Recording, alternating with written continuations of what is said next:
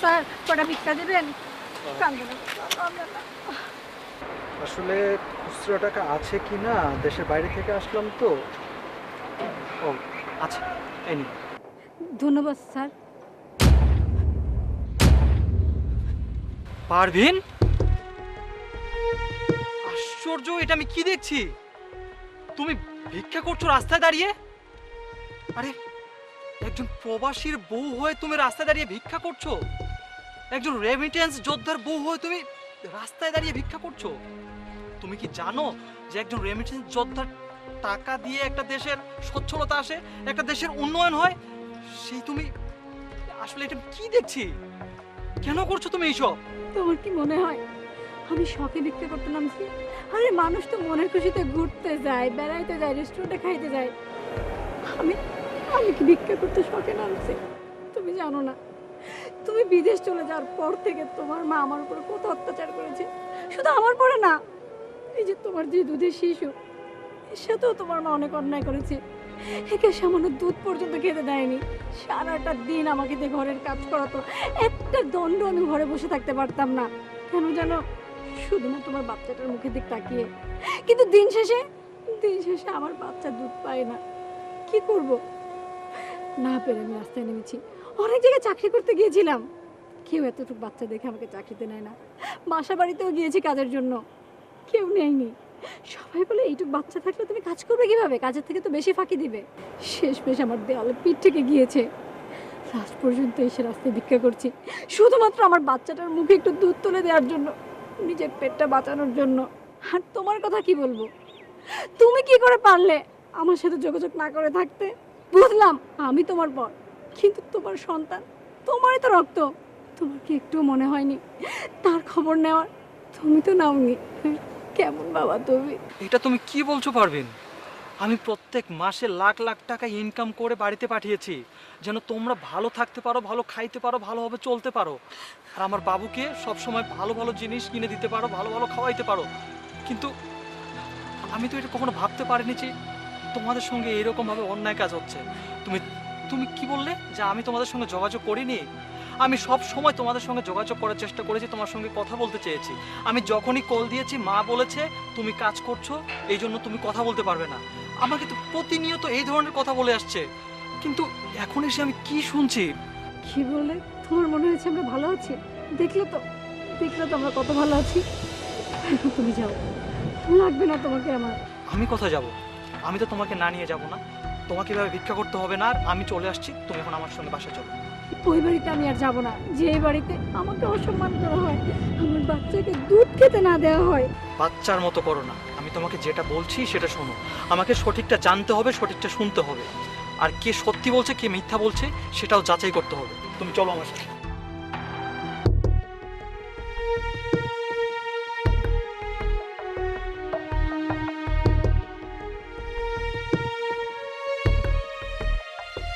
মা, মা, বাজান, তুই এতদিন পরে আইসস। এতদিন পরে মার কথা তোর মনে হইলো? থামো তুমি। আচ্ছা, আমি একটা জিনিস বুঝতে পারলাম না, তুমি আমাকে কিছু না বলে তোমার এই মাসুম বাচ্চা নাতিটাকে আর তোমার ছেলের বউকে এই বাড়ি থেকে বের করে দিয়েছো কেন? তুই এই ডাইনিটারে নিয়ে আবার আমার বাড়িতে ঢুকছস। বাজান, তুই এই ডাইনিটারে কেন আনছস? তুই জানোস না বাবা, তুই বিদেশ যাওয়ার পর ওর চরিত্র খারাপ হয়ে গেছে। ও অন্য পরপুরুষের সাথে ওর সম্পর্ক আছে, আমি হাতে নাতে ধরতে পারছি, তাই উল্টা আরো আমার দোষ দিছে জানোস। আমি এসব কথা তোর কাছে কিচ্ছু কইনি বাবা, কারণ তুই বিদেশে থাকোস, অনেক দূরে থাকোস, তুই শুনলে কষ্ট পাবি। এই জন্য আমি তোর কিচ্ছু জানি না, আমি সব আমার ভিতরে রাখছি বাবা, সব আমার ভিতরে রাখছি। থামুন মা, থামুন। আর কত মিথ্যা তো বলবেন? হ্যাঁ, আমি তো আপনার বউ, পরের লোক, কিন্তু আপনি আপনার নাতিটার বিরুদ্ধে মিথ্যা কথা বলছেন। আমি অন্য লোকের সাথে সম্পর্ক করেছি নাকি আপনি আমাকে অত্যাচার করে বাড়ি থেকে বের করে দিয়েছেন? হ্যাঁ, মনে নেই? সেসব দিন ভুলে গেছেন? আপনি আমাকে সকাল থেকে সন্ধ্যা পর্যন্ত কাজ করাতেন, আমি কিচ্ছু বলিনি মা। ঘরের সব কাজ করতাম, আপনার রাত জেগে আপনার সেবা করতাম, পা টেপে দিতাম, তাতেও আপনি ক্ষান্ত হননি। দিন শেষে আপনি কি করলেন? দিন শেষে আমার দুধের বাচ্চাটাকে দুধ দিতে আপনি অস্বীকার করলেন। আপনি তো একটা মা, মা, কিভাবে আপনি পারলেন একটা মায়ের সামনে তার বাচ্চাকে খাবার না দিয়ে থাকতে? আগে দুঃখে কষ্টে আমি বাড়ি ছেড়ে বের হয়ে যেতে বাধ্য হয়েছি, হ্যাঁ কিনা আমার নামে বদনাম দিচ্ছেন? থামো তুমি। আমি সব বুঝতে পেরেছি, কি ঘটনা ঘটেছে আমি সব বুঝতে পেরেছি। তোমার ছেলে, তোমার ছেলের বউ আর তোমার নাতি শুধু কিচ্ছু প্রয়োজন নেই তোমার, তাই না? তোমার প্রয়োজন হচ্ছে এই বাড়ি আর টাকা পয়সা।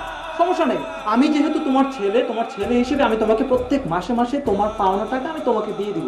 যখন যেটা প্রয়োজন আমি তোমাকে তখন সেটাই দিয়ে দিব। কিন্তু আজকের পর থেকে তোমার এই ছেলে, তোমার ছেলের বউ এবং তোমার নাতিকে কোনো দিন দেখতে পারবে না, কথাটা মনে রাখো। চলো চলো।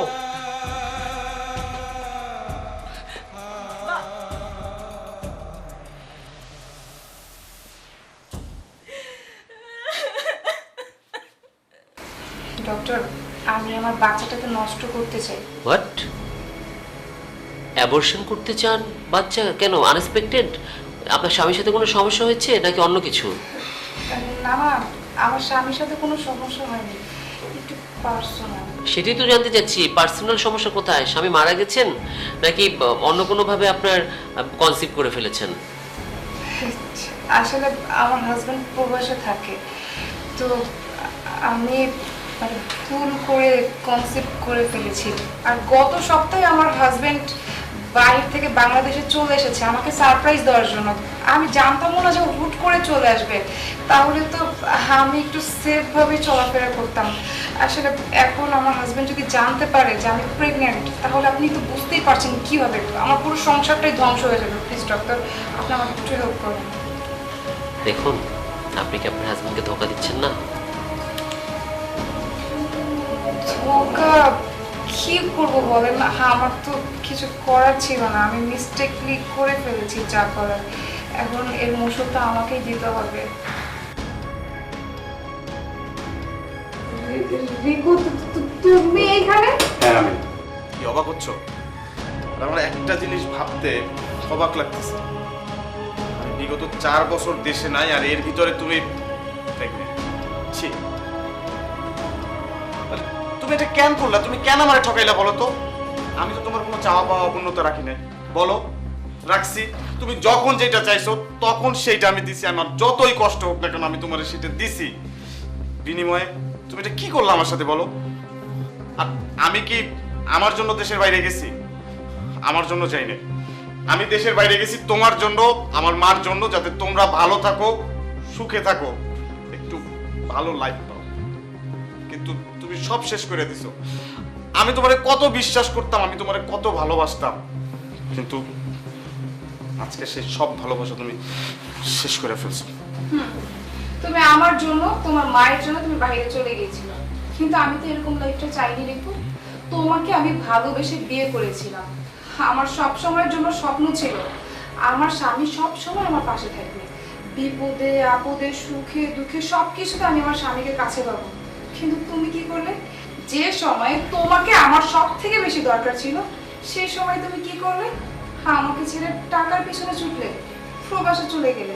আমার কথা তো ভাবলেও না। তুমি না আমার থেকে টাকাকে মূল্যায়ন করেছো বেশি। আর আমি কি করতাম? আমি তো একটা মেয়ে মানুষ, আমার ফ্রেন্ডেরও তো হাজব্যান্ড আছে, তারা কি সুন্দর হাজব্যান্ডকে নিয়ে বাইরে ঘুরতে যায়, কত কিছু করে। দেখে না আমি না খুব মিস করতাম, ইস, আমার হাজব্যান্ড আমার সাথে থাকতো। কিন্তু না, আমার না কপালটাই খারাপ, আমার প্রয়োজনের সময় আমি আমার স্বামীকে পাই না। আমার একটা কথা আপনাকে বলি, অনেকক্ষণ যাবত আপনি ওকে অ্যাকিউজ করে যাচ্ছেন। আপনি কি বললেন? আপনার বান্ধবী তার হাজবেন্ডকে নিয়ে বাইরে ঘুরে আপনার দেখতে পান, এগুলো করতে টাকা লাগে না। আর ও টাকা ইনকাম করছে, আপনি বললেন ও টাকার পেছনে করছে। কার জন্য করছে? আমরা একটা ছেলে মানুষের জীবন চলতে কত টাকা লাগে? বেশি কিন্তু লাগে না। বাট একটা পুরুষ মানুষ তার পরিবারের জন্য সব কিছু করতে পারে, সে তার পরিবারের জন্য টাকা ইনকাম করছে। একটা পুরুষ যখন প্রবাসে যায়, সে কিন্তু এতটুকু বিশ্বাস রেখে যায় যে তার পরিবারের মানুষগুলো শেষ পর্যন্ত তার পাশে থাকবে। আপনার গায়ের যে দামি গহনা, আপনার কানের দুল, আপনার দামি শাড়ি দেখেই কিন্তু বোঝা যাচ্ছে আমার বন্ধু আপনাকে কতটা ভালো রেখেছে। গতকাল যখন আপনি আমাকে কল করলেন, আপনার একটা জরুরি অ্যাপয়েন্টমেন্ট আছে, আপনি বেবিটা অ্যাবর্শন করবেন, তখনই আমি ওকে জানাই, কারণ আমি জানতাম ও দেশে এসেছে, আমার ক্লোজ ফ্রেন্ড, কারণ আমি চেয়েছিলাম ও সত্যটা জানুক। রিকু, আসলে আমি না জানতাম না ডক্টর তোমার বন্ধু হয়। রিঙ্কু, আমার ভুল হয়ে গেছে, তুমি আমাকে ক্ষমা করে দাও। মানুষের জেনে বুঝে ভুল করে বলো, আমি তো অনিচ্ছাকৃতভাবে ভুলটা করে ফেলছি। তুমি ছিলে না তাই আমি কি করে ফেলছি আমি নিজে বুঝতে পারছি না। তুমি আমাকে ক্ষমা করে দাও রিঙ্কু, আমি আর এরকম ভুল কখনো করবো না। শোনো, তুমি যদি সত্যি সত্যি কোনো ভুল করতা তাহলে আমি তোমারে ক্ষমা করে দিতাম, কিন্তু তুমি যেটা করছো সেটা ভুল না, সেটা অন্যায় করছো, তুমি পাপ করছো, তুমি আমারে ঠকাইছো, তুমি আমার ভালোবাসারে অবমূল্যায়ন করছো। তোমার সাথে না আমি আর এক ছাদের নিচে কখনো থাকতে পারবো না, আসবে না। তোমার প্রতি যে ভালোবাসাটা, যে ফিলিংসটা আমার ছিল, সব তুমি শেষ করে দিছো। তুমি এক কাজ করো, তুমি আমার চোখের সামনে থেকে চলে যাও। ভাবি, একটা কথা বলি, ভ্রূণ হত্যা অন্যায়। আমরা বিভিন্ন সময় প্রয়োজনে আনএক্সপেক্টেড প্রেগনেন্সি বা পারিপার্শ্বিকতার কারণে অনেক সময় এই কাজটা করে থাকি, কিন্তু দিন শেষে এটা কিন্তু একটা অন্যায়, একটা অপরাধ। একটা শিশুকে জেনে বুঝে হত্যা করা, আমার মনে হয় এটা বেটার হবে আপনার গর্ভে যার সন্তান আপনি তার কাছে যান এবং তাকে পুরো ব্যাপারটা বুঝিয়ে বলুন, তাকে তার সন্তানের দায়িত্ব নিতে বলুন। এভাবে একটা ভ্রূণ হত্যার সাপোর্ট আমি কখনো করব না। রিঙ্কু, তুমি একটু বোঝার চেষ্টা করো না। ব্যাস, আমি আর কোনো কিছু শুনতে চাই না। তুমি এই মুহূর্তে আমার চোখের সামনে থেকে যাও, আর খুব তাড়াতাড়ি আমি তোমার ডিভোর্স লেটার পাঠিয়ে দেব। আমি কোনো কথা শুনতে চাই না। বন্ধু, তুই কি এখানে বস, আমি তোকে চা দিতে বলছি। আমার টেনশনের কিছু নেই, লাইফে এরকম চড়াই উতরাই থাকবে, সমস্যা নেই। সবাই ভাবছো আজকে আমরা কেন একসাথে খেতে বসেছি, এমনকি আমাদের কাজের বুয়াকেও সাথে নিয়ে বসেছি। কারণ হচ্ছে আজকে আমি তোমাদের একটা সারপ্রাইজ দিব। সারপ্রাইজ! সবাই চোখ বন্ধ করো, করো করো, বন্ধ করো, করো করো। এই মিটিমিটি চোখ বন্ধ, মিটিমিটি করে তাকাচ্ছে। শোনো, চোখ খোলার পরে তোমরা যা দেখতে পাবে তা একটা অভাবনীয় জিনিস। এ দেশে কখনো তা হয়নি, হলেও খুব কচ্ছিত হয়েছে। তোমরা চোখ খুলে এমন এক মহার্ঘ বস্তু দেখতে পাবে যা দেখে তোমাদের পেটের খিদা দ্বিগুণ হয়ে যাবে। আমি 1 2 3 বলার সাথে সাথে সবাই চোখ খুলবে। 1 2 3। এটা কি?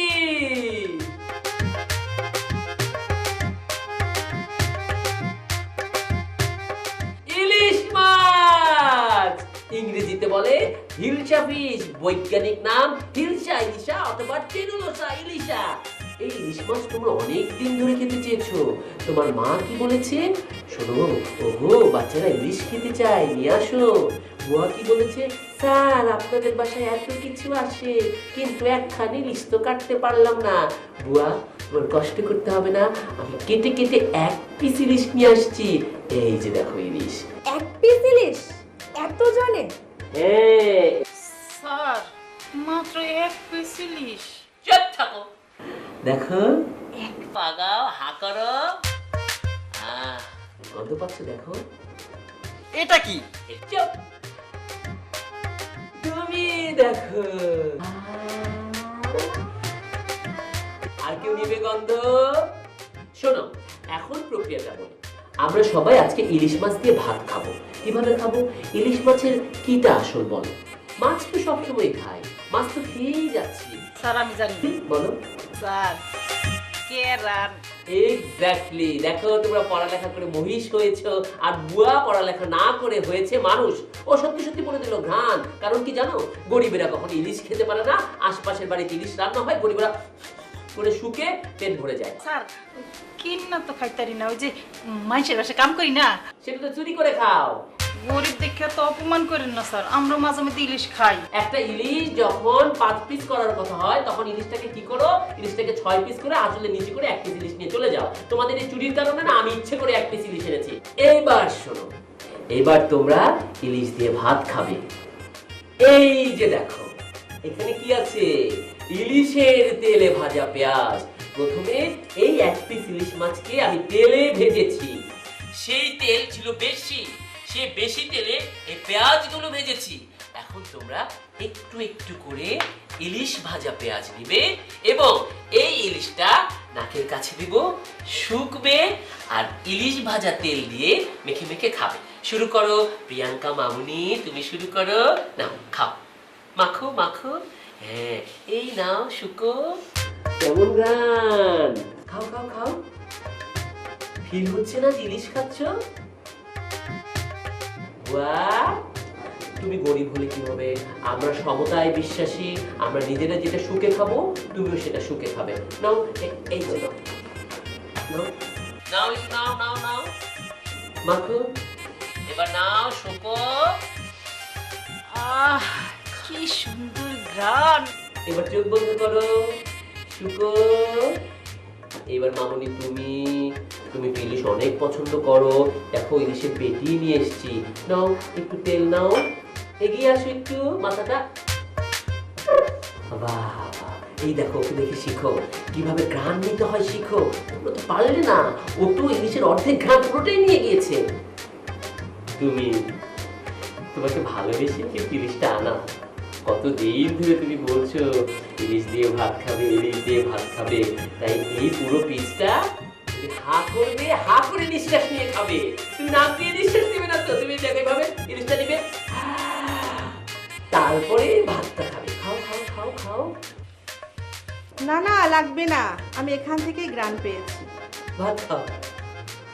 মাছটা আমাকে দিয়ে দাও। না, পুরো ইলিশটা তো আনিনি, এক পিস নিয়ে এসছি। আরে বাজারওয়ালা সে কি তক্ক আমার সাথে, বললাম এক পিস ইলিশ বিক্রি করো, করছেই না। পরে কাটার সময় ওরে বললাম, ওই যে দেখ ওই মালিক খেয়াল করছে না, ওর একটা পিস আমাকে সাইড থেকে সরিয়ে দে, আমি নিয়ে আসছি। শোনো, আমরা এখন সবাই খাওয়া দাওয়া করবো, ইলিশটা নাকের সামনে ঝুলবে, সবাই এই ঘ্রাণে ঘ্রাণে খাবো। খাওয়ার পরে এই ইলিশটাকে হালকা করে মিনারেল ওয়াটার দিয়ে ধুয়ে লবণ মরিচ মাখিয়ে ডিপ ফ্রিজে রেখে দিবে। আবার যখন যখন ইলিশ খেতে ইচ্ছে করবে তখন তখন এটা বের করে খাবো। আঙ্কেল, আপনি এত কিপটা কেন? এক পিস ইলিশ দিয়ে এত জনে। তুমি টাকার মাইনে জানো? হ্যাঁ? টাকা তো রোজগার করো না, তাই বোঝো না কিপটা কাকে বলে। শোনো, এটা কিন্তু আরেকটা উপকার আছে। এই ইলিশটাকে যদি আমরা প্রিজার্ভ করে রেখে দিই, আমরা প্রতি মুহূর্তে খেতে পারবো। ধরো যেই সিজনে ইলিশ না থাকে সেই সিজনে কিন্তু এটা আবার ভেজে আবার নাকের সামনে ঝুলিয়ে ঝুলিয়ে খাবো। শোনো, আমি বাঙালি, আমি এখন ফরেইনারও হতে জানি। আমাদের দেশে ইলিশ পাওয়া যায় কততে? 2200 টাকা কেজি, ক্ষেত্র বিশেষে 1650 টাকা কেজি। কিন্তু দেশের বাইরে কততে যায়? 1000-এ যায়।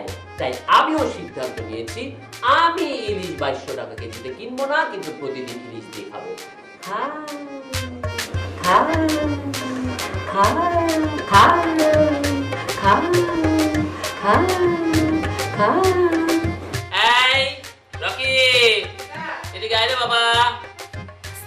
ছিঁড়ে যাবে, ছিঁড়ে যাবে। এদিকে বাবা বাবা, এই জিনিস এটাকে খুব সুন্দর করে ধুয়ে মিনারেল ওয়াটার দিয়ে ধুয়ে সুন্দর একটা এয়ার টাইট পলিতে রেখে ডিপ ফ্রিজের একদম লাস্ট মাথায় রেখে যাবি, যাতে আমার হাত ছাড়া আর কারো হাত সেখানে না যায়। ঠিক আছে স্যার। খা।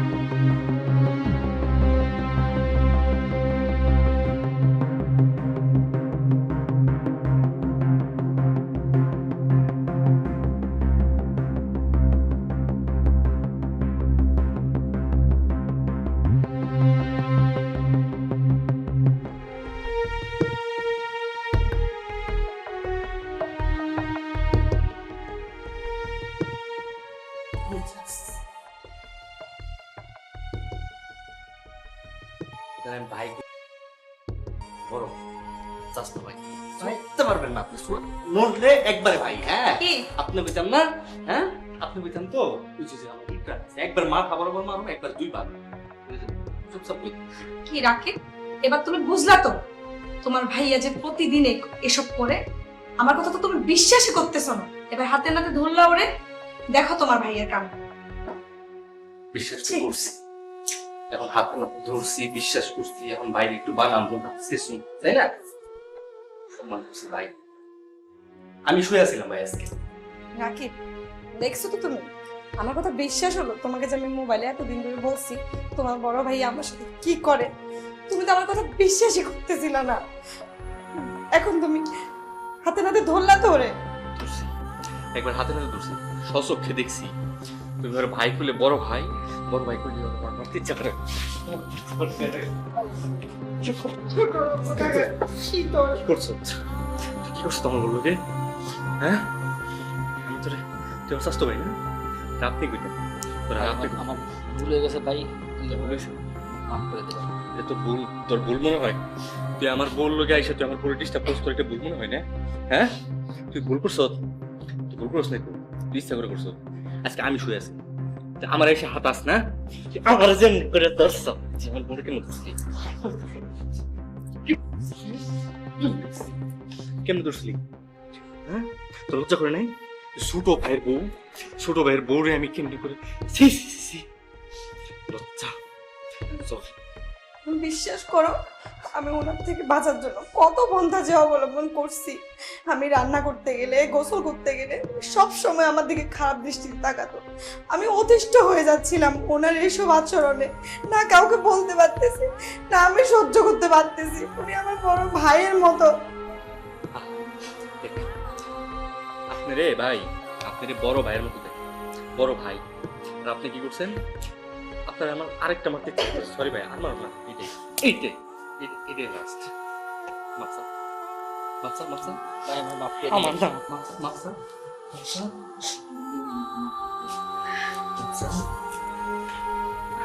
বইরে তো মারো একটু।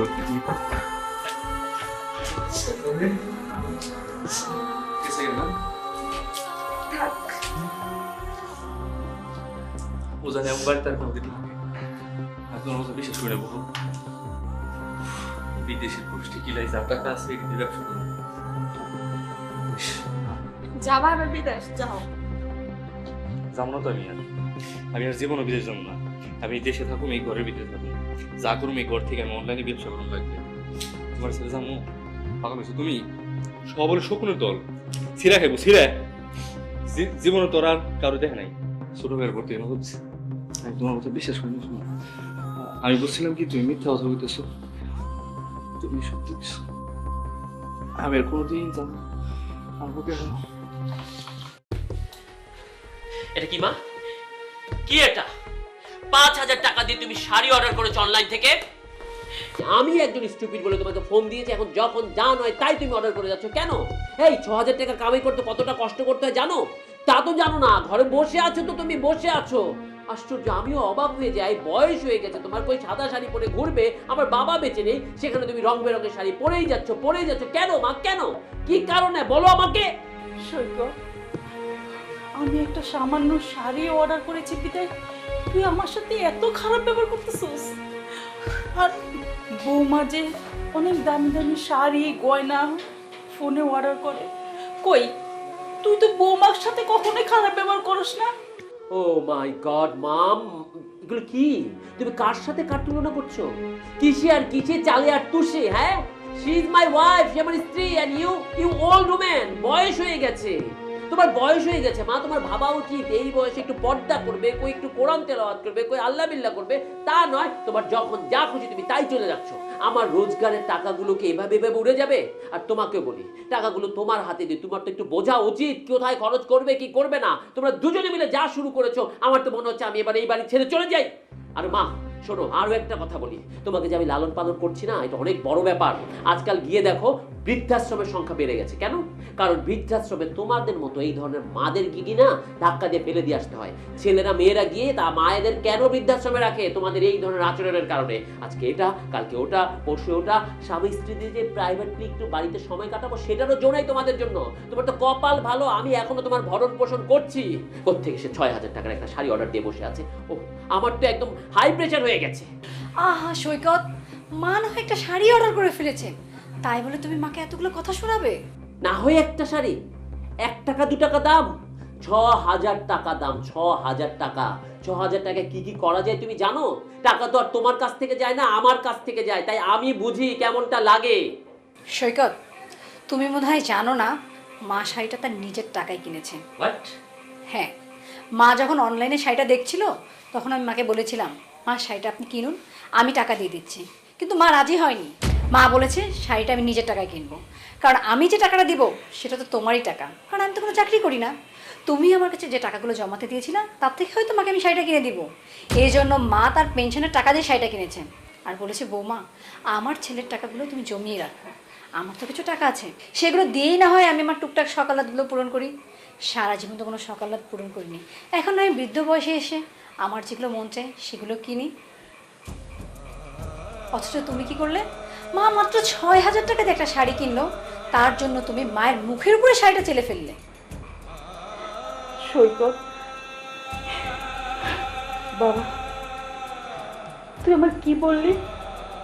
আমার শখ আহ্লাদের কথা বললি? না বাবা, আমার শখ আহ্লাদ আমি কখনোই পূরণ করিনি। কেন জানোস? শুধু এই তোর জন্য, তোর কারণে। যাক, তাও তো ভাগ্য ভালো যে শাড়িটা আমি আমার নিজের টাকা দিয়ে কিনেছি, তোর টাকা দিয়ে নয়। নিজের টাকা দিয়ে শাড়ি কিনেছি তাই এত কথা শুনতে হলো, এত অপমানি করলি। আর যদি তোর টাকা দিয়ে আমি শাড়ি কিনতাম, জানি না আমার কি অবস্থা হতো। শোন বাবা, তুই কি ভুলে গেছিস তোর বাবার কাছে একটা সাইকেল চেয়েছিলি, কিন্তু তোর বাবা সেটা দিতে পারেনি। কারণ সে কোত্থেকে দেবে? সে নিজেই তো অসুস্থ ছিল, 12 মাস বিছনায় শুয়ে থাকতো। আমার টাকা দিয়ে তাকে চালাইতে হতো, ওষুধ ওইটা সেইটা যাবতীয় সব কিছু। যখন তোর বাবা তোকে সাইকেল দিতে নিষেধ করলো, তখন তুই কি করলি? কান্নাকাটি করলি, খাওয়া দাওয়া বন্ধ করে দিলি। পরে এই আমি তোর মা, আমার নিজের টাকা দিয়ে আমি তোকে তোর শখ পূরণ করেছিলাম। মনে আছে তোর? তুই যখন খুব অসুস্থ ছিলি, সবাই বলছে যে তুই বাঁচবি না, কিন্তু আমি দিনের পর দিন, রাতের পর রাত জাগনা থেকে তোকে আমি চিকিৎসা করিয়ে সুস্থ করে তুলেছি। আমি তোর মা, যাকে তুই আজকে অপমান করতে বিন্দু মাত্র ছাড় দিসনি। মা, আমরা না ভুলে গিয়েছিলাম। আমরা ছেলেরা আমরা সবসময় ভুলে যাই আমাদের অতীতগুলোকে। আজকে তুমি মনে না করিয়ে দিলে আমি বুঝতেই পারতাম না আমার বেড়ে ওঠা তার তোমার ওই হাত ধরে। আজকে তুমি মনে না করিয়ে দিলে আমি বুঝতে পারতাম না আমার শরীরে যে রক্ত মাংসগুলো আছে সেটা তোমার গড়ে দেয়া। যখন যা চেয়েছি, বাবা তো কিছু দিতে পারতো না, কিন্তু তুমি দিয়েছো মা। তখন বুঝিনি মা, কারণ সেগুলো তো তোমার টাকায় ছিল। কিন্তু আজকে যখন উপার্জন করছি তখন মনে হচ্ছে প্রতিটা টাকা এতটা এতটা মূল্যবান। মা, বিশ্বাস করো, আমি ভুলতেই বসেছিলাম তুমি আমার মা। একটা সময় হয় কি, পরিবারের গুরুজনরা বাড়ির ফার্নিচারের মতো হয়ে যায়। মানুষ মানুষকে ভালোবাসে না, ভালোবাসে ঘরের জিনিসপত্রগুলোকে। ঘরের এক কোণে বুড়ো মানুষটা পড়ে থেকে কেউ খেয়াল রাখে না, ওই ফার্নিচারে রোজ ঝাড়া মোছা হয়, কিন্তু বুড়ো মানুষটা একবেলা খেয়েছে কিনা সেটা আপনার মাথায় রাখে না। মা, তোমার যদি রোগীর কাপড় পরে ভালো লাগে পরো মা। হ্যাঁ, আমি আমি আমি কিনে দেবো মা। মা, আমার ভুল হয়ে গেছে মা। মা, আমি আর কখনো তোমার সাথে খারাপ ব্যবহার করবো না। মা, আমরা না ভুলে যাই যে একটা সময় আমরাও বুড়ো হব, আমাদের সাথেও তো এরকম ব্যবহার হতে পারে। মা, আমি আজকের পর থেকে আর কখনো এমনটা করবো না, কখনো না মা, কখনো না। বাবা কাঁদিস না, তুই কাঁদিস না, তুই আমার একমাত্র ছেলে, তুই কাঁদলে যে আমার বুক ফেটে যায় বাবা, বুক ফেটে যায়। তাহলে তুমিও কান্না বন্ধ করো মা।